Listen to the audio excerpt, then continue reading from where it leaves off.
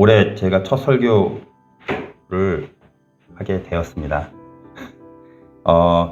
올해 이제 제가 어떤 설교를 준비할지 고민하다가 삼위일체를 올해 꼭 하는 게 제 일단 올해 목표이고요. 삼위일체를 설교를 시작하기 전에 너무 내가 준비가 안 되어 있다. 이 거대한 주제를, 성육신보다 더 어려운 주제를 내가 지금 부딪히기에는 아직 내가 부족하다. 그래서 좀 더 내공을 쌓고 여러 책을 읽어보고, 삼위일체 이론을 제가 독창적인 이론을 제 이론을 주장할 수는 없는 거잖아요. 개혁주의 신앙 안에서, 복음주의 신앙 안에서 많은 신학자들이 최근 연구된 많은 삼위일체 이론들을 제가 다 섭렵을 해야, 그리고 그걸 또 20분 설교로 단축을 해야, 농축을 해야 말을 할 수 있는 거기 때문에 많은 내공과 준비가 필요하다 해서 한 여름쯤으로 목표를 잡고, 그동안 그 사이에 어떤 주제로 할까 하다가 이제 기독교 세계관이라는 주제로 한 4번의 정도, 4회 정도 걸쳐서 하려고 준비를 했습니다. 많이 이 세계관이라는 이야기는 많이 들어보셨나요? 기독교 세계관이라는 이야기도 들어보셨나요, 그러면? 네, 우리 신학생들은 반드시 알고 있어야 되는 내용이고, 필수적으로 강의도 들어야 되고 머릿속으로 장착을 해야 되는 내용입니다. 세계관의 책이나 필수 서적들을 보면 많은 정의들이 있지만, 대략적으로 한다면 이렇게 세계를 바라보는 관점 정도가 될 것 같습니다. 그래서 여러분, 세상을 바라보는 관점이 다양하다는 거예요. 불교의 시선으로 볼 수 있고, 또 어떤 전통적인 민속 신앙으로도 볼 수 있고, 여러 가지 관점을 볼 수 있는 거죠. 안경으로 제가 비유를 했는데, 제가 빨간 안경을 쓰고 세상을 바라보면 세상이 빨갛게 보이는 거고, 검은 안경을 쓰고 보면 검게 보이는 거죠. 그러니까 어떤 안경을 쓰고 세상을 바라보느냐에 따라 우리가 완전히 행동과 이런 신념이 달라집니다. 어떻게 보면 이제 알버트 월터스라는, 이제 이따 소개하겠지만, 그런 신학자는 이게 굉장히 신념이라고 생각해요. 어떤 신념이라고 설명하고 있어요. 믿음. 예를 들어서 나는 오늘 한나가 이 시간에 올 거라고 믿어. 이것도 믿음이죠. 근데 이 정도의 믿음이 아니라는 거예요. 내 목숨을 걸고 이거는 꼭 지켜내야 돼. 이거는 믿음 차원을 넘어선 신념이 되는 것입니다. 이 신념은 목숨을 걸 수 있어요. 그죠? 그래서 어떻게 보면 세계관은 목숨을 걸고 내가 지켜내고, 목숨을 걸고 내가 믿는 어떤 세계를 바라보는 관점이에요. 굉장히 쉽게 얘기해야 되는데 어렵죠? 그래서 보면, 그렇다면 기독교 세계관이란 무엇인가?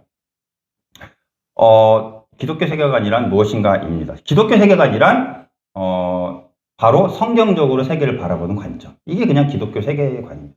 그래서 기독교 세계관이라는 게 무슨 어떤 새로운 이론이 아니고요. 성경 안에서 봐야 됩니다. 특별히 창세기를 저는 주로 보고 얘기를 할 건데요. 창세기를 가지고 기독교 세계관을 좀 얘기를 해보겠습니다. 그러니까 예를 보세요, 여러분. 내가 어떤 관점, 어떤 안경을 끼고 보느냐에 따라 이게 달라져요. 누군가에게는 이 세상은요, 계속 반복되는 것 같아요. 어떤 안경을 끼고 봤더니. 그래서 그리스 사람들이죠. 그리스 사람들이 세상을 어떻게 바라봤냐면, 지금 이 현재는 왠지 자꾸 반복되는 것 같아요. 사계절이 반복되잖아요. 그러니까 우리 신년 예배 또 드리잖아요, 여러분. 그러니까 이게 마치 지금 오늘은 과거의 어느 한순간이 지금 다시 반복되고 있는 것처럼 느껴져요. 그래서 그리스 사람들은 계속 순환한다고 생각했어요. 계속. 오늘은 몇천 년 전에 오늘이랑 똑같은, 반복된 거야. 몇천 년 전에 어느 날이 오늘은 반복된 거예요. 그래서 계속 이렇게 순환하고 있어. 생각하고 있는 거죠.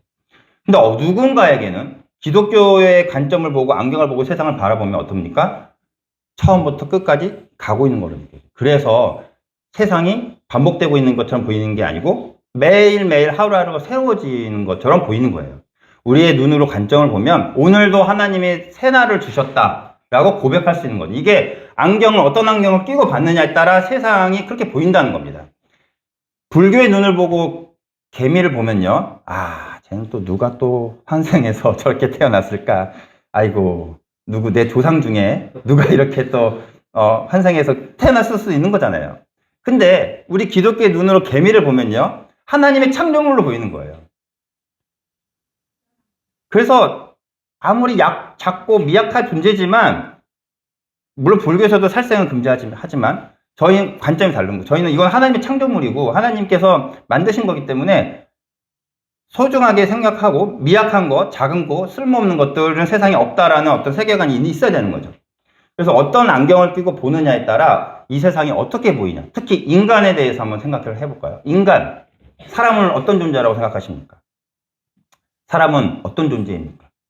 이거 되게 중요한 거예요. 왜냐하면 어떤 안경을 끼고 인간을 바라보냐에 따라서 그 사람의 인권이 존중되느냐, 묵살되느냐에 따라 달려요. 특히 회사에서 인간을 어떤 존재로 사장님이 대표가 어떤 사원들을 어떤 존재로 보느냐에 따라 이 사원들은 한 번 쓰고 버릴 사원들, 아니면 나랑 끝까지 갈 사원들, 이렇게 달라지는 거예요. 가치관이. 인간을 어떻게 보느냐에 따라서. 또 일하는 사원도 마찬가지로 내가 어떻게 노동에 대해서 어떻게 생각하느냐에 따라 노동은 정말 지겹고 힘들고 정말 어쩔 수 없이 해야 되는 일, 아니면 노동은 내가 하면서 하나님과 더 가까워지고 신성해지는 것들, 이렇게 가치관이 바뀌어지는 겁니다. 이것들이 다 창세기에 나와 있어요. 놀랍게도. 그래서 사람을 어떻게 바라보느냐, 세계를 어떻게, 이 세상은 우연히 태어났느냐, 누군가에 의해서 계획적으로 만들어졌느냐. 인간은 정말 쓸모없이 많아져가지고 정말 좀 줄여야 되는, 좀 인구를 좀 줄여야지 세상을 조금 숨통을 트일 수 있는 존재이냐, 아니면 더 인간은 이 세상에서 가장 여러분, 이거는 인구가 많아가지고 인구론이라는 책을 쓴 멜서스라는 학자가 있어요. 인구가 너무 많은 거예요. 영국의 인구들이. 특히나 이 산업혁명 그 전후거든요. 그래서 인구를 좀 줄여야 된다라고 주장했던 사람이에요. 그래서 이 사람이 쓴 책의 인구론을 보면 가난한 사람들에게 구제하지 말라고 나와 있어요. 이 사람들에게 자꾸 주면 계속 이 사람들이 뭐예요? 먹고 가서 애 낳고, 먹고 애 낳고 하기 때문에 그것들을 계속 인구를 절제해 통제해야 된다. 그런 주장을 한 사람들도 있어요. 그게 바벨론 시대의 세계관이에요. 신들이 봤을 때 인구들이 너무 많아졌어. 시끄러워. 쓸모가 없어. 그래서 좀 줄여야 되겠다라고 생각한 게 바벨론 신의 이야기예요. 이 세계관을 여러분, 그 세계관을 가지고 창세기를 읽어보면 얼마나 창세기의 저자가 세계관 싸움을 하려고 했는지를 아실 겁니다. 굉장히 지금 세계관에 대해서 중요성을 지금 굉장히 얘기하고 있죠. 네. 그래서 기독교 세계관이 뭐냐라고 자꾸 물어보시는데 좀 기다려 보세요. 그래서 우리가 이제 또 하나 보면 영화나 소설이나 어떤 애니메이션 같은 걸 보면 뭔가 모르게 재밌는데 찝찝한 경우를 또 발견합니다. 뭔가 재밌는데, 특히 이제 세계적으로 유명한 일본의 지브리 스튜디오에서 만든 이제 그런 애니메이션들 있죠. 뭐 토토로나 센과 치히로 행방불명 같은 유명한, 재밌어요. 감동도 있어요. 그런데 뭔가 찝찝해요. 뭐지? 뭔가 좀.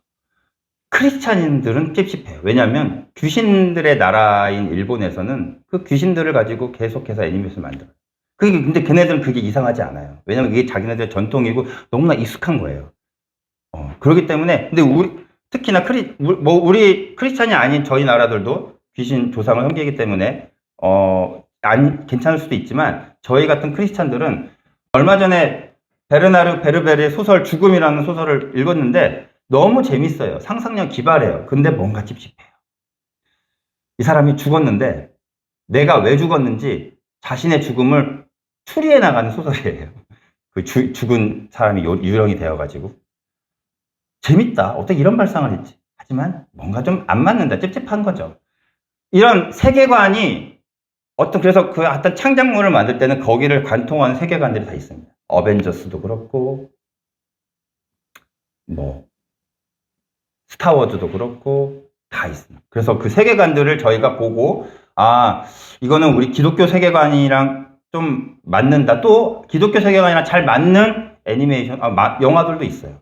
이거는 참 성경적이다. 이걸 표현했구나. 나니아 연대기 같은 그런 것들도 있습니다. 여러분, 자, 이제 세계관은 그래서 왜 중요하냐면, 이것들이 전쟁입니다.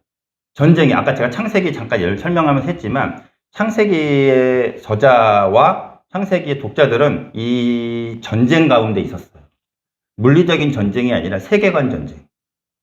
바벨론, 이스라엘 백성들이 잘 살고 있는 가나안 백성들을 몰아내고 그 땅으로 들어갔잖아요.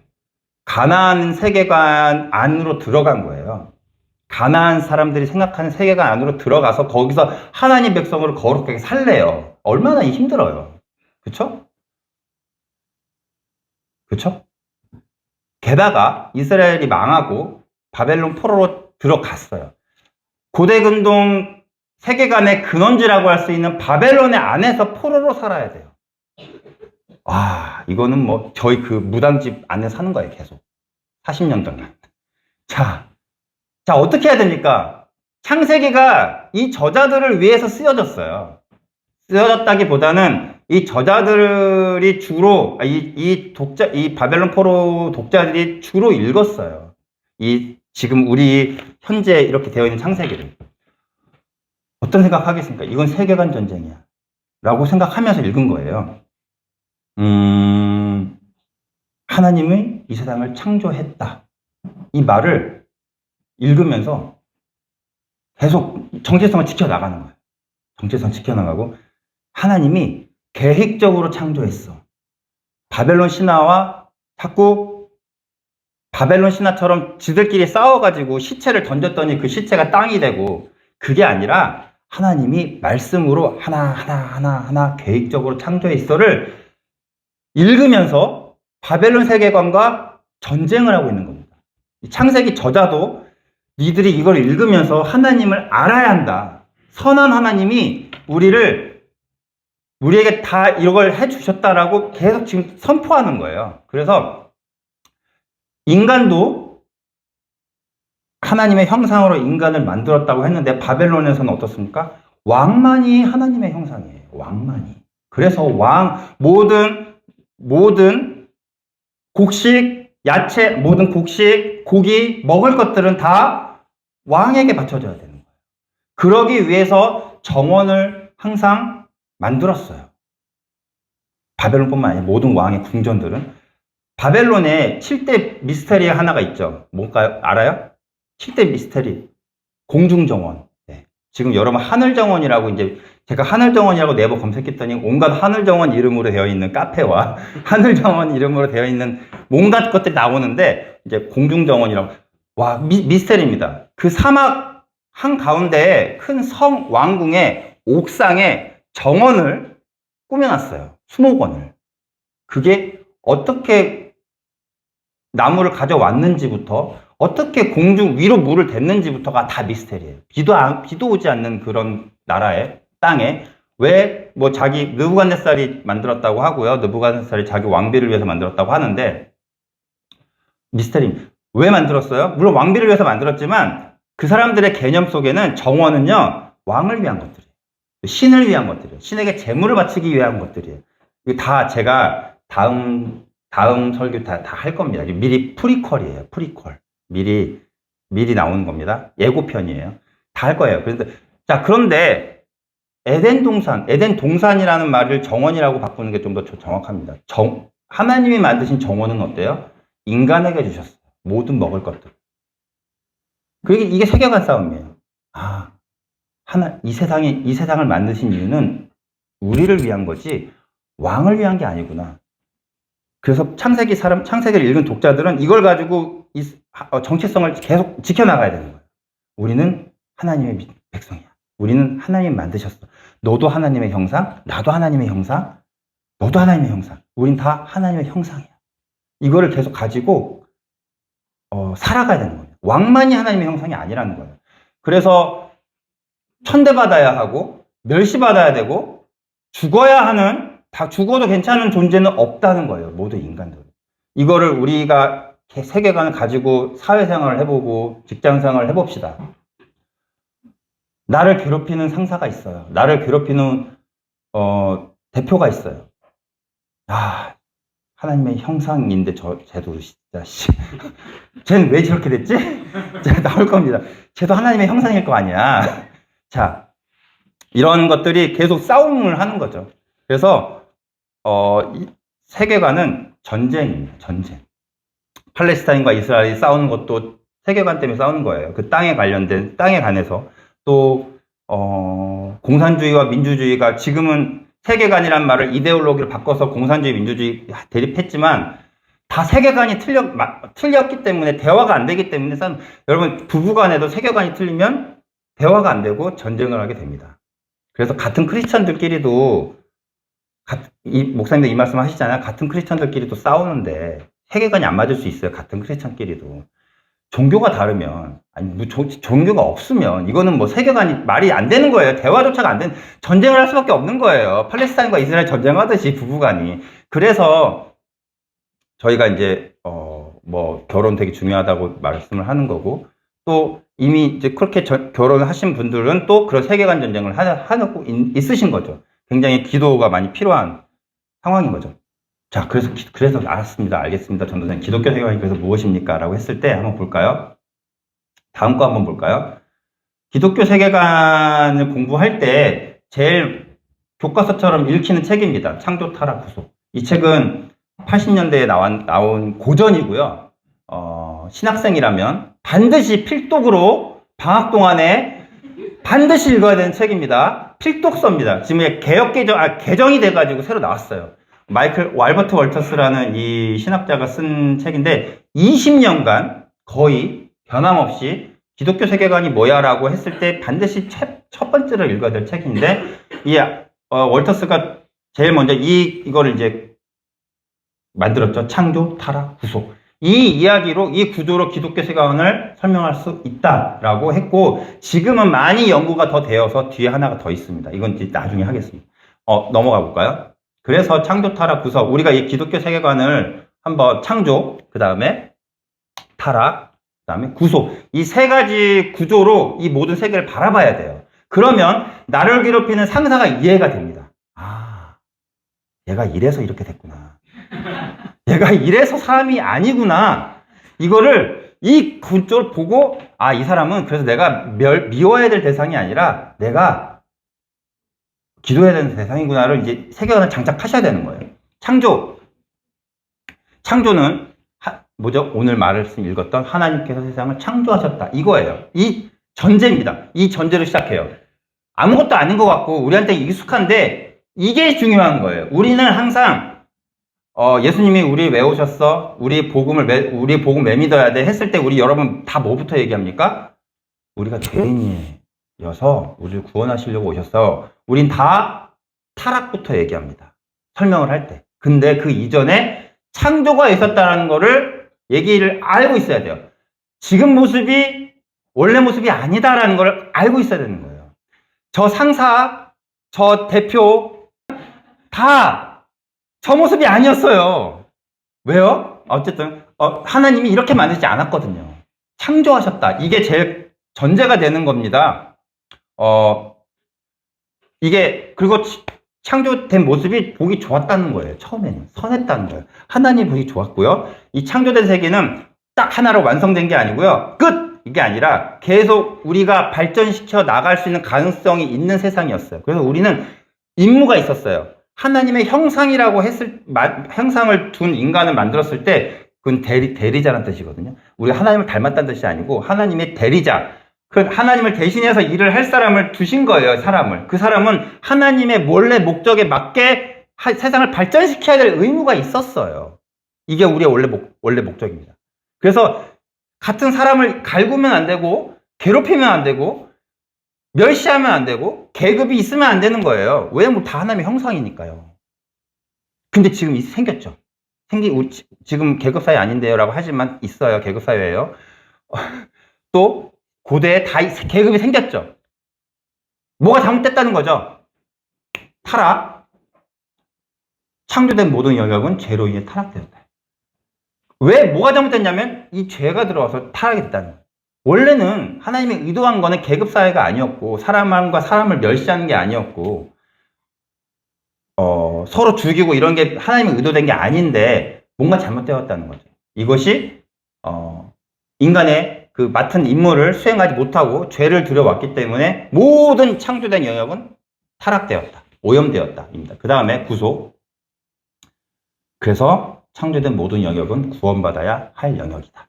이것이 어떻게 어떻게 구속을 해야 해요? 구속은요, 여러분, 원어적인 뜻을 말하자면 예를 들어 노예가 있잖아요. 저 노예를 내가 사오는 거예요. 돈을 주고 사오는 게 구속의 의미입니다. 근데 우리가 이제 이거 여러분 다 아는 얘기이기 때문에 또 아는 얘기인데 많이 들었는데 하시지만 한번 들어보세요. 어떻게 우리를 구속이 될까요? 누가 우리를 돈 주고 사야 돼요? 이걸 누가 할 수 있는 건가요? 하나님 자신이 하실 수 있는 겁니다. 하나님이 돈을 주고 우리를 사오시는 게 구속입니다. 어떻게 하나님 누가 돈을 어떻게 치러요? 자신의 죽음으로. 이 세상을 창조한 하나님 자신이 스스로 죽으셔서 값을 치르고 우리를 구원하신 게, 우리를 자유인으로 만든 게 구속의 의미입니다. 그 죽으심이 바로 예수님이죠. 네. 예수님이죠. 왜 꼭 예수님이어야만 했을까? 꼭 하나님이 인간으로 왔어야만 했을까라는 의문, 성육신에서 많이 했는데, 제가 그 성육신 설교를 다 끝나고 나서 책을 한 권 보세요. 제가 이 책을 읽고 있어요. 최근 이제 틈틈이 아타나시우스라고 삼위일체를 그 이론을 만들었던 게 아니라 이제 공인시켰다. 이 사람이 295년생이세요. 295년생. 오래되신 분이에요. 그죠? 여러분, 제가 295년생이신 분의 책이 번역되었다는 것도 너무 감격스럽고, C.S. 루이스가 서문을 썼다는 거에도 너무 감격스러워서 제가 이 책을 사가지고 읽고 있어요. 감격스러운 마음에. 295년생이 쓰신 책은 어떨까? 그러고 읽고 있는데, 이 책을 성육신 설교할 때 읽었으면 얼마나 좋았을까요? 왜 하나님이 인간이 되셔서 오셨을까? 오셔서 죽으셔야만 했을까에 대한 설명을 굉장히 표현 잘 하셨어요. 볼까요? 자, 같이 한번 읽어볼까요? 시작. 이 일은 오직 그분만이 하실 수 있는 일이다. 오직 그분만이 아버지의 말씀이기 때문에 다른 무엇보다도 결과적으로 그분만이 만물을 재창조하실 수 있고 아버지 앞에서 모두를 대신해 고난받으시며 모두를 위해 대사가 되시기에 합당한 분이니 말이다. 이 부분을 제가 읽는데 이거구나라는 생각을 했어요. 뭐냐? 세상을 하나님 처음 창조하셨을 때 뭘로 창조하셨어요? 말씀으로. 근데 말씀이 육신이 되었다고 그랬잖아요. 왜 오신 거예요? 다시 창조하시려고. 그래서 예수님이 오신 이유는 우리를 다시 원래대로 돌려보내시기 위해 오신 거예요. 타락되기 이전 상태로 원래대로 회복시키시기 위해 오신 거고, 다시 만물을 재창조하시기 위해 오셨다라는 내용을 읽고 무릎을 탁 치면서 이 책을 내가 왜 이제야 발견하고 읽었을까라는 생각이 들었습니다. 재창조. 구속 이후에 그다음에 재창조의 일이 남았습니다. 우리는 이 창조, 타락, 구속 이걸 가지고 기독교 세계관을 장착하시면 좋겠습니다. 그 다음 볼까요? 그래서 현재 우리의 위치는 어디일까요? 우리는 지금 창조 상태에 있습니까? 타락 상태에 있습니까? 구속 상태에 있습니까? 어느 위치에 있다고 생각하세요? 대한민국에 있죠. 우리의 위치는 대한민국이죠. 간속 오거리에 있습니다. 근데 자, 창조와 타락과 구속, 이것이 이제 우리가 기독교 세계관의 큰 틀이라고 봤을 때 우리 현재 위치는 어디에 있을까요? 라고 봅니다. 생각하십니까? 우리 예수님을 통해서 다 구원 받으셨다라고 믿죠? 그럼 우린 이미 구속되었습니다. 그렇죠? 그 다음에 뭐가 남았습니까? 회복이 남은 거예요. 그래서 지금 아까 그 책이 창조 타락 구속이 20년 전에 나온 책인데 지금 이제 개정돼가지고 다시 나왔을 때 이 부분이 새로 붙었어요. 회복이. 회복이라는 부분을 다시 연구를 해서 다시 덧붙여져서 나왔습니다. 그래서 다윗은 꼭 읽어보시고 독후감을 쓰시고 방학 끝나기 전까지 반드시 목사님께 컨펌 받으시기 바랍니다. 회복! 우리는 이제 회복에 있어요. 근데 아직 구속이 안 된 사람도 있겠죠. 그쵸? 자, 내 가까운 사람, 내 남친, 내 남편, 또 내 친척, 나를 괴롭히는 사람들. 물론 구속이 됐는데도 이럴 수 있어요. 구속이 된 상태인데도 그렇게 할 수 있어요. 이 사람은 지금 재창조 중이다. 회복 중이다. 아직 지금 이 세계관에 대해서 굉장히 장착이 잘 안 됐다라고 생각하시고 우리는 지금 계속 2단계로 나아가는 단계라고 생각하시면 될 것 같습니다. 기독교의 이야기는 처음 창조된 모습, 처음 하나님의 처음 의도대로 세상을 다시 회복시켜가는 과정입니다. 그래서 우리는 그걸 기다리는 거예요. 언제 재창조가 완성됩니까? 예수님이 다시 오셨을 때, 새하늘과 새 땅이 다시 임했을 때 다시 완성되는 겁니다. 이것을 우리가 머릿속에 두고 원래 내 모습은 이게 아니었는데 라고 생각하십시오. 제가 이거를 성육신 설교할 때 광야에서 시험 받으신 예수님 설교할 때 이 얘기를 했어요. 예수님이 광야에서 시험 받으신 이유는 인간이라면 이렇게 해야 된다라는 것을 보여주기 위해서 모든 시험을 물리치셨다라고 제가 말씀을 했거든요. 인간이라면, 처음 만드신 하나님의 형상을 가진 인간이라면 하나님만 경배해야 되고 하나님을 시험하지 말아야 되고 그다음에 말씀으로만 살아야 되고 이것이 처음 아담의 역할이었는데 우리가 이게 타락으로 인해서 변질되었고 다시 예수님이 너네들이 변질되었고 타락되었다라는 걸 보여주기 위해서 광야에서 시험받았다라고 말씀을 했던 것 같습니다. 자, 앞으로 창세기를 통해서 세계와 인간에 대해서 좀 더 근데 아까 프리퀄로 다 나왔어요. 이제 내가 아까 나왔던 이야기가 좀 다시 나올 건데요. 오늘은 첫 시간으로서 기독교 세계관에 대해서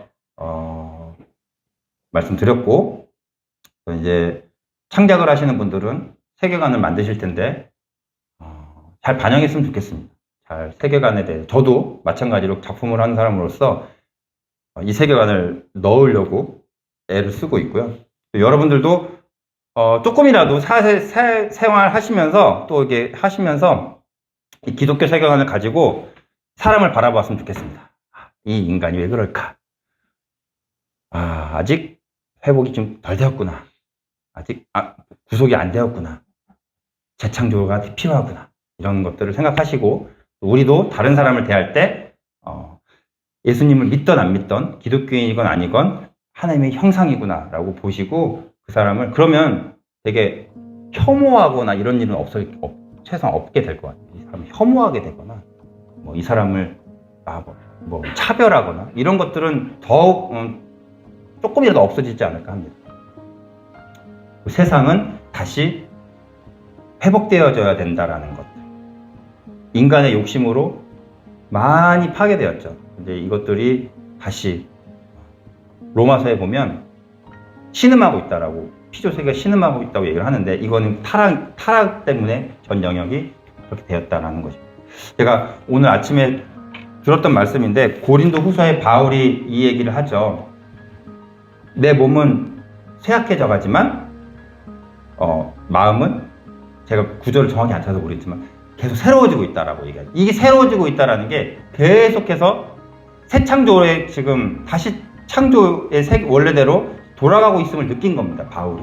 그래서 저희가 날로 몸은 힘들어지고 허리도 아프고 날로 쇠약해져 가지만 마음만은 계속 창조에 가까워지는 하루하루가. 그래서 바울이 느꼈던 정말 날로 새로워지는 것 같다라는 그 느낌을 저희도 받았으면 좋겠습니다. 말씀을 읽겠습니다. 기도하겠습니다.